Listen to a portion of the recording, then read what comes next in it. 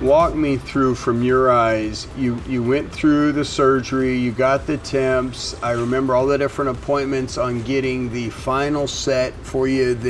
And to the doc's credit, he really kept wanting to make sure you're happy. And I saw you even said that on some of the videos, how quick he was to try to not argue it. And that's one of the reasons I'm going there too. Yeah. You know, the willingness to go, this is your smile, not just take what I give you. You're right.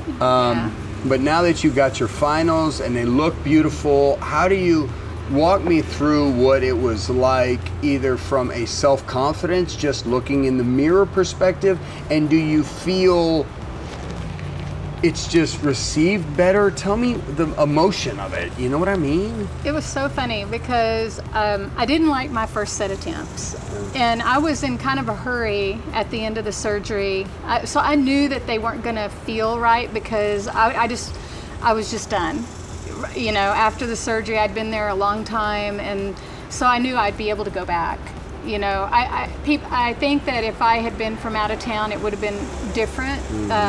But I would have stayed. But I knew I could go back, so I left.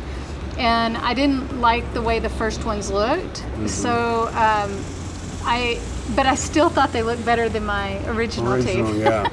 But they didn't look the same as the second round of temps. I think that possibly they've learned quite a bit since then on temps. They have. And because he gave me a set for my emergency teeth, and they're so beautiful. Yeah. I mean, they just don't look anything like the temps that I had. So I think that it's funny though, because when I got my second set of temps, I was so thrilled.